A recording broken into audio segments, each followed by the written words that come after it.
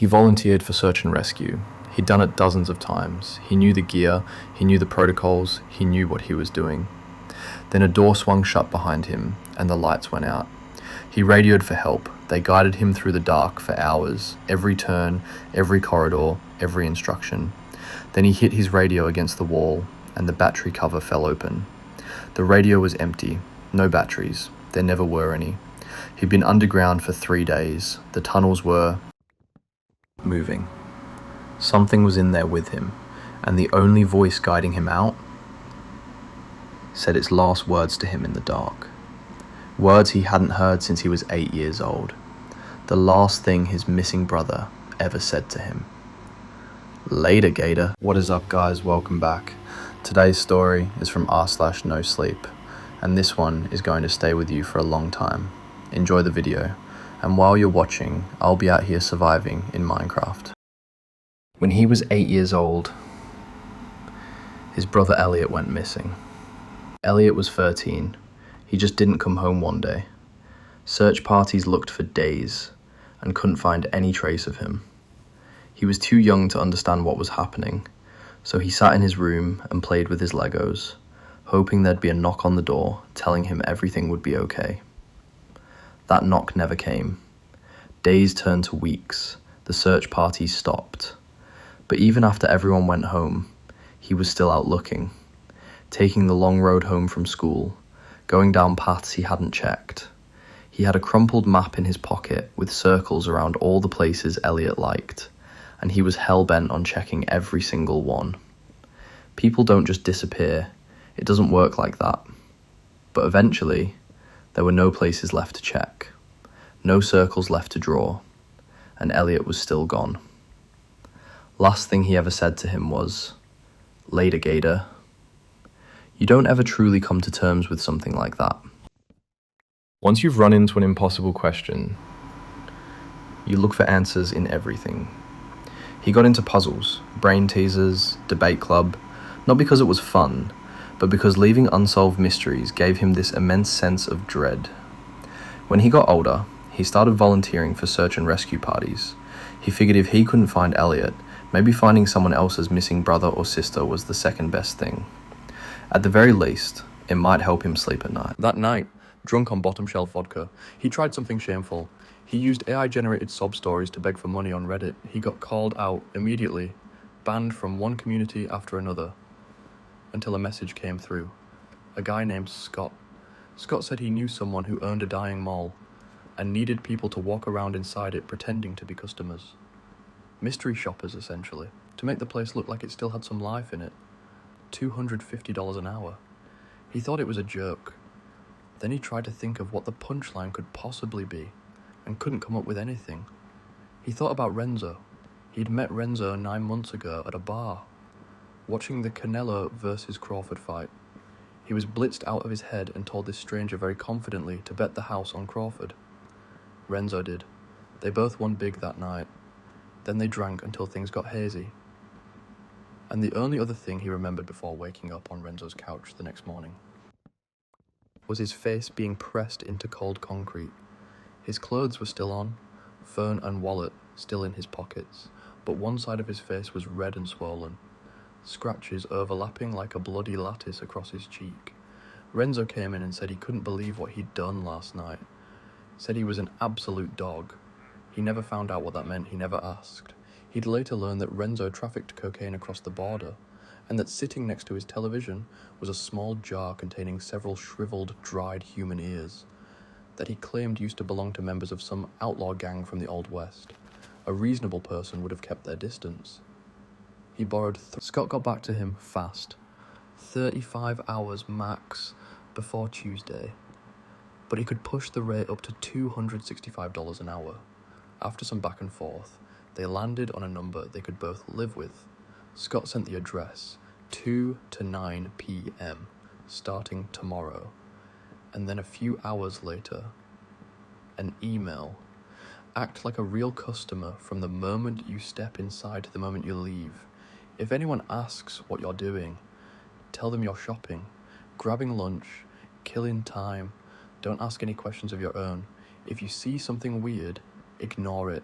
But if you ever feel like you're in genuine danger, don't hesitate to leave, and try to keep what you see in there to yourself. Good luck. Rooting for you. He looked up the address. It was real. Active reviews. Nothing obviously wrong with it, except the location. 10 minutes outside the city. No other buildings. No other signs of life. Just a desolate stretch of highway on one side and a dense forest on the other. He watched Breaking Bad for the 4th time that night, tried to sleep, and couldn't. The next day he showed up at exactly 2 o'clock, vodka Red Bull still warm in his stomach, and walked inside. After a while, his flashlight flickered. "Okay, I'm going dark here," he said. "Someone needs to get me out now." "They're having trouble finding your door," the operator responded. Then silence. Then something worse than silence. "There's no door here," the operator said slowly. "There's an open door frame, and something that looks like a closet, but no door." The mall looked normal at first. H&M Foot Locker, Bath and Body Works, Sephora. Not quite busy, but not empty enough to feel eerie. Though knowing that everyone around him was probably there for the same reason, made it hard to make eye contact with anyone. He found the Starbucks tucked at the very end of a long row of dead storefronts. Almost like someone had tried to hide it. Inside, a barista with short blonde hair who looked at him like he'd just done something unforgivable. He told her he was part of the program. She rolled her eyes, told him he was supposed to buy something first, hand her cash, and she'd give him the change back. He found a crumpled dollar in his wallet. She snatched it and handed him back 10 crisp $10 bills. He turned to leave and she called him back. She made his coffee, slowly, with a limp, like every step cost her something. He grabbed the cup without a word and left. Threw the coffee in the first bin he passed. It tasted like it had been burning for days. He wandered down to Chili's next. The bar was packed, every stool taken by men and women who looked pretty drunk, and were staring at him like he'd walked into something sacred. The bartender ignored him for 5 full minutes, then finally shuffled over with pure contempt on his face. He spent the next few hours drifting. KFC, where the guy behind the counter never said a single word, just nodded, and handed him chicken that was still raw in the middle. He ate around it. An Under Armour store, where the jackets were labelled Andre Armour, but were otherwise fine. He picked up a jacket and a shirt. The woman working there was surprisingly normal. Maybe the only person in the building who seemed to actually be doing her job. He started to wonder if she was even part of the program at all. A movie theatre next. Woman asleep behind the box office. Guy sweeping the floors. The screen showing what was playing completely glitched out. The janitor told him just to put a 10 on the counter and go into any theatre he wanted, but not to wake Lindsay up, because she gets real cranky. He caught the last 2/3 of the new Avatar movie, alone in the theatre, except for one other person sitting near the front, who was there when he walked in, and was still sitting there when the credits rolled, and didn't move. He went to the bathroom after that, splashed cold water on his face, took some deep breaths, and noticed the stall closest to the wall. Door hanging open. Nobody coming out. But through the gap at the bottom, a pair of dirty white sneakers, just standing there, completely young, tall, brown hair, short fade, looked completely like a normal college kid, started making small talk. He tried ignoring him at first, but the guy seemed so ordinary, so coherent, that he eventually gave in. They got talking. The guy said his name was Daniel. Used to be a copywriter. Got laid off 6 months ago. Couldn't find anything since. That's why he was here. Then Daniel asked him the same question, and he felt comfortable enough to tell the truth. He talked about the gambling, the debt, the collectors, Renzo, all of it. He didn't stop talking until his eyes drifted down to the shoes. Dirty white sneakers, worn, scuffed. He sat with that for a second. Could be a coincidence. But then he remembered Scott's email, specifically the part about what to do if someone tried talking to him, and the realization hit him like cold water. He stood up immediately, and that is where we leave him. $3,000 richer. One day closer to paying off a debt that might get him killed. And somehow, that's not even close to being the scariest part of his week. If this one got under your skin, drop a comment telling me what you think is actually going on in that mall. I read every single one. See you in the next one. And started backtracking. He found the hole in the wall and crawled back inside. Reached forward, expecting the upward tilt. The tunnel went down. He stopped dead. This was impossible. He'd been crawling down before. It couldn't possibly go further down. He pushed back out. Looked for a second hole in the wall. Nothing. He must have taken a wrong turn somewhere. He mapped out his surroundings, one room at a time. 2 branching corridors. 3 rooms. 4 dead ends. No doors. 1 tunnel leading further down. He rolled up his high visibility vest into a pillow, drank some water, ate a chocolate bar, and waited. He spent the night down there, in complete darkness, unable to tell if his eyes were open or closed, unable to tell if he was sleeping or awake. The barrier between imagination and reality, paper thin. For the first time in many years, he thought about Elliot, not just the fact of him going missing, but him as a person, what he might have felt in those last few hours or days. Had there been someone with him, or had he faded away in the dark? He tried not to think about it, but some part of him already knew. Elliot had gone somewhere dark, where he could never come back.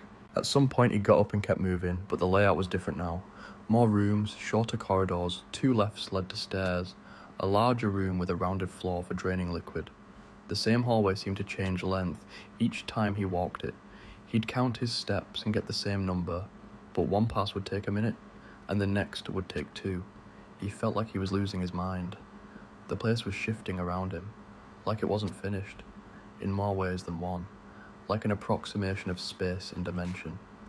After his 3rd pass through the same rooms, making no sense of anything, he picked up the broken radio and clicked the receiver out of habit. There's a way out, you know. The crackling voice came through the shattered plastic. He told himself he was hallucinating. Sensory deprivation. When your senses stop getting input, your brain starts firing random signals just to keep them occupied. But the voice kept talking, calm, measured, asking him questions. And the more he tried to dismiss it, the more it sounded like someone he recognized. A man, adult or middle-aged, with a slight hint of an accent, similar to his own. "Don't do that," he whispered. "Don't say things like that." https://www.reddit.com/r/no-sleep/comments/1s6gurk/I_was_paid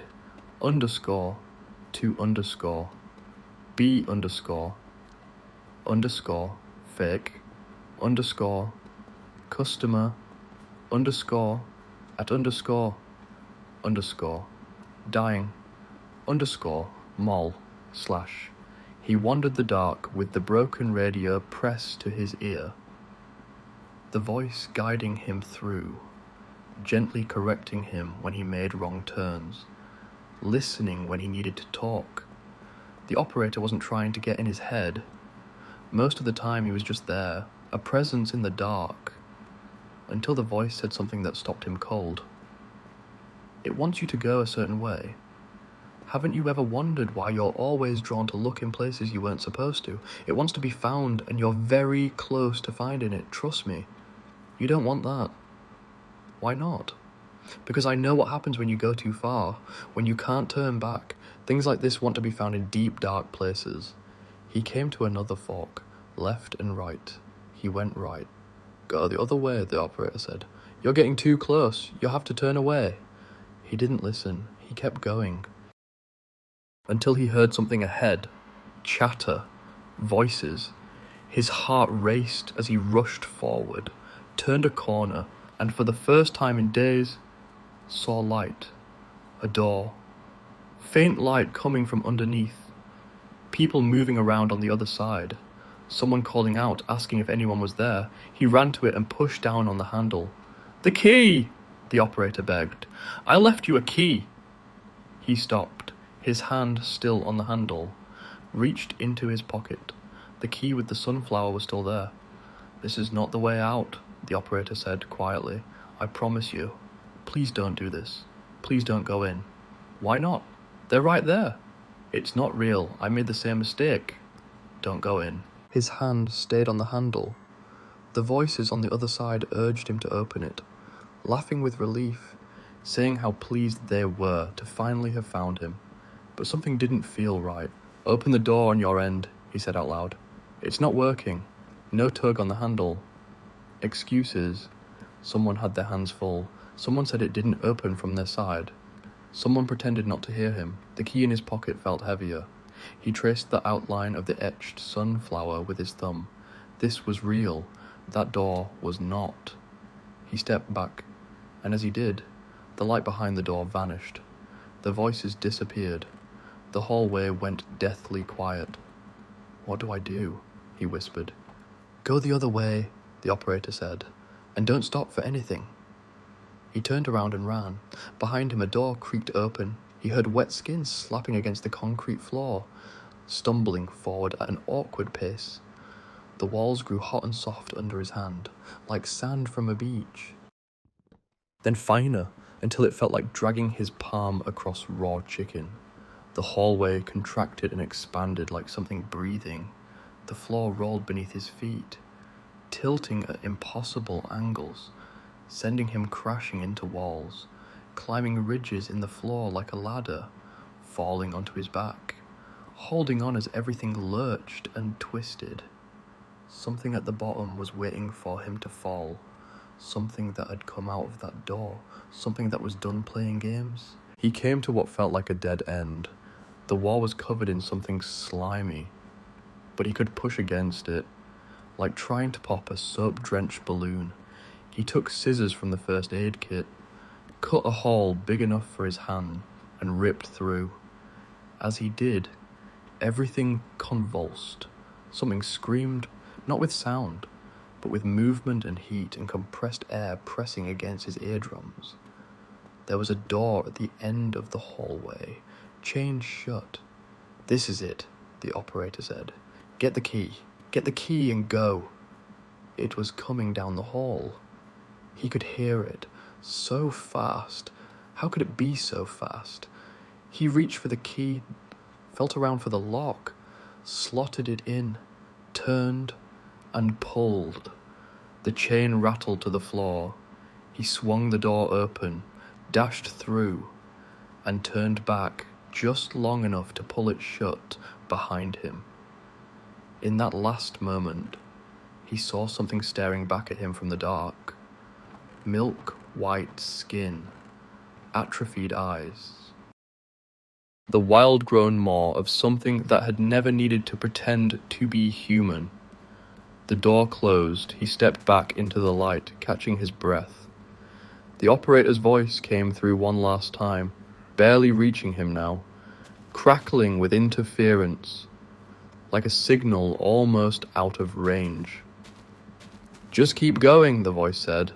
"Not far now. You've got it from here." "What about you?" he asked. "Are you still in there?" A pause. "Went the wrong way." He looked back at the door. "Is that you?" he whispered. "I mean, really you?" The voice thought about it for a moment, then sighed.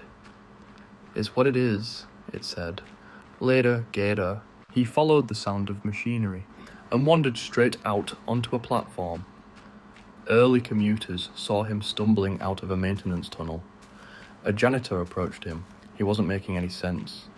When law enforcement came to pick him up, he was delirious. It took them hours to identify him.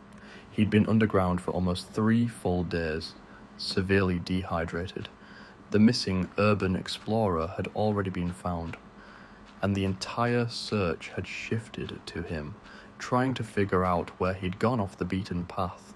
No one could find the black door he described, no corridor matching his account. Retracing his steps proved impossible. Nothing was where he said it was. They couldn't explain what he'd experienced.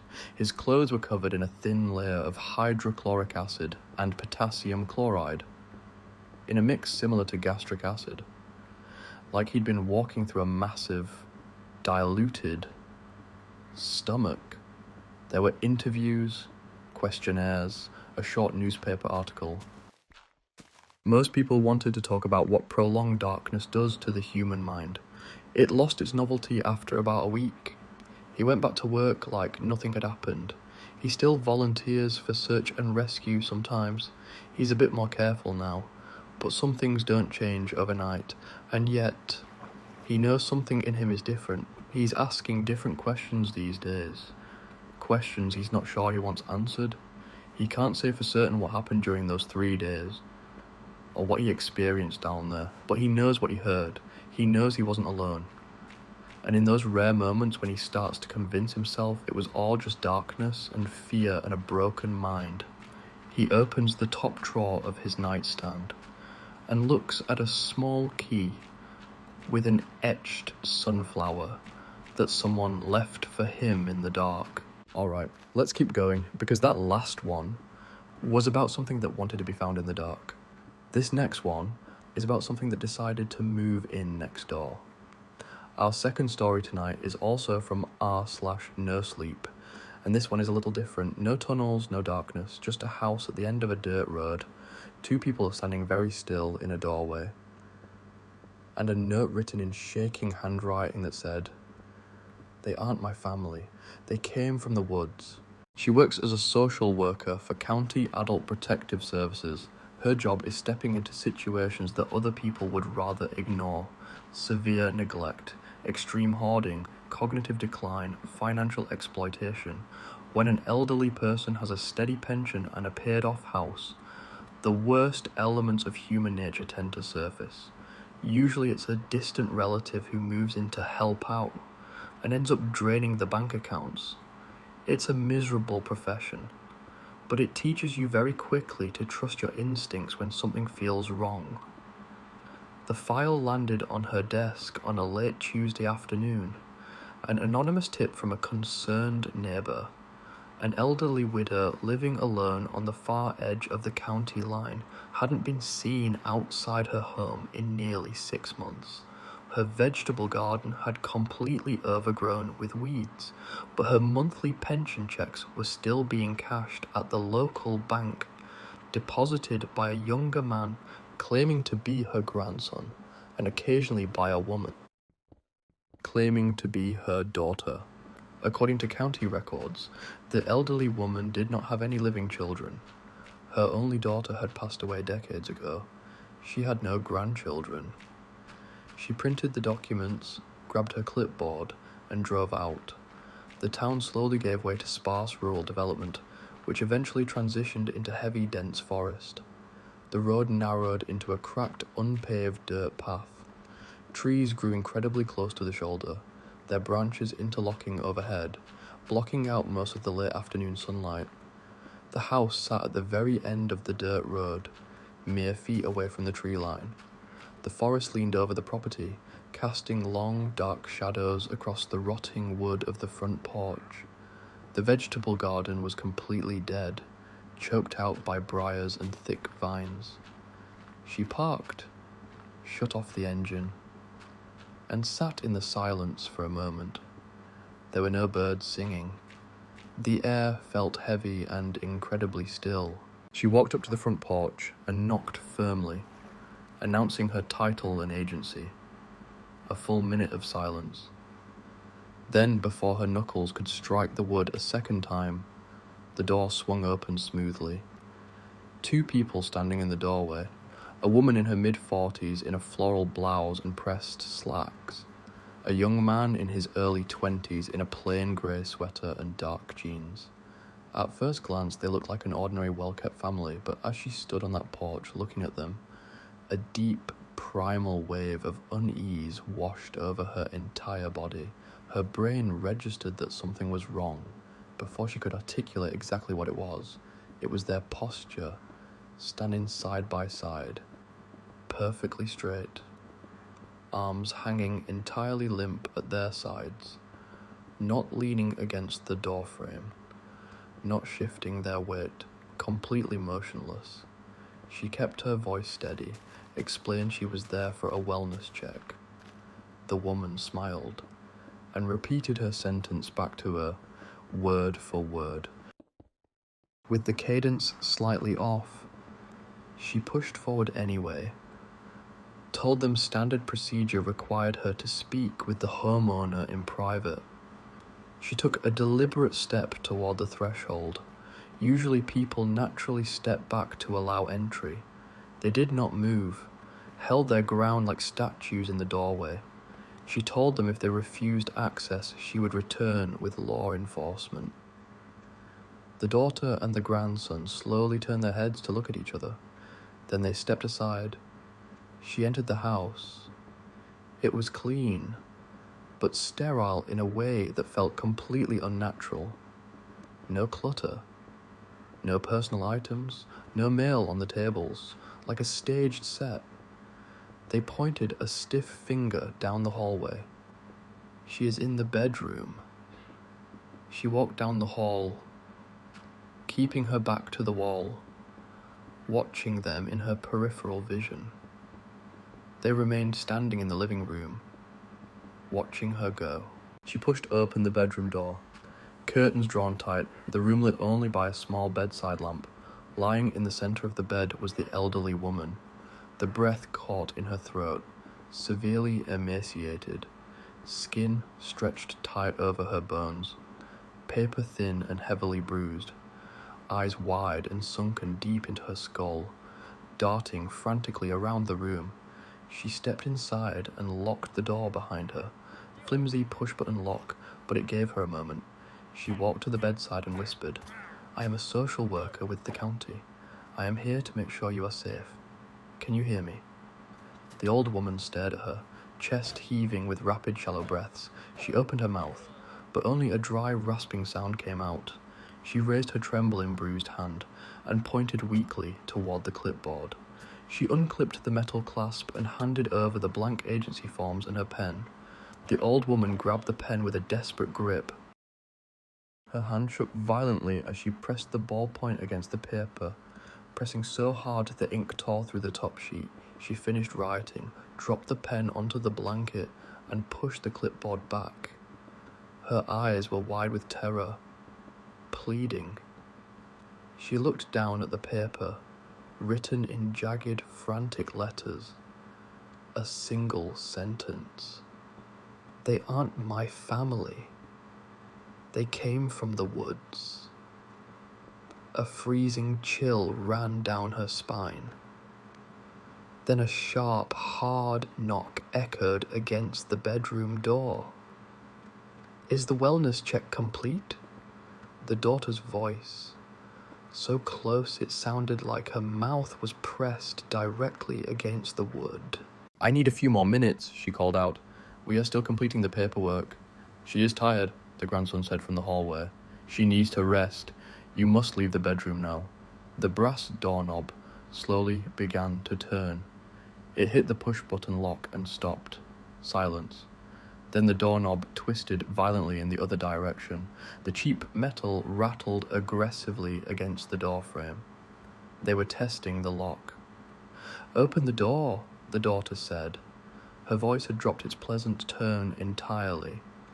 "We provide excellent care. You must leave." She looked around the bedroom for another exit. One large sash window on the far wall, looking out toward the front yard and her parked car. She rushed to it and grabbed the brass latches. Stiff with age and thick layers of old paint, she slammed the heel of her hand against the wooden frame, breaking the seal, threw her weight backward and hauled the lower pane upward. It slid open with a loud groan. The doorknob rattled furiously. "Open the door! Open the door! Open the door!" The voices chanting in perfect unison, heavy thuds slamming against the wood, the thin panel bowing inward with every strike. A long splinter fractured down the center of the door. She ran back to the bed. "I am getting you out of here," she whispered rapidly. "Do not make a sound. Hold on to me as tight as you can." She reached under the old woman's fragile frame, slid one arm beneath her knees and the other around her back, and hoisted her upward. She weighed almost nothing, like carrying a bundle of dried brittle branches. The old woman wrapped her thin arms tightly around her neck and buried her face into her shoulder. She threw her leg over the windowsill, ducked through the open frame, and dropped down onto the overgrown grass of the front yard. The impact jarred her knees. She kept her footing. She turned and sprinted toward the car. She reached the driver's side door, fumbled with her keys, pulled the rear door open, pushed the old woman into the back seat, slammed the door, threw herself into the driver's seat, and shoved the key into the ignition. The engine roared. She threw it into reverse and looked up through the windshield. The front door of the house was wide open. Standing on the rotting wooden porch, illuminated by the fading afternoon light, were the daughter and the grandson, side by side, completely motionless.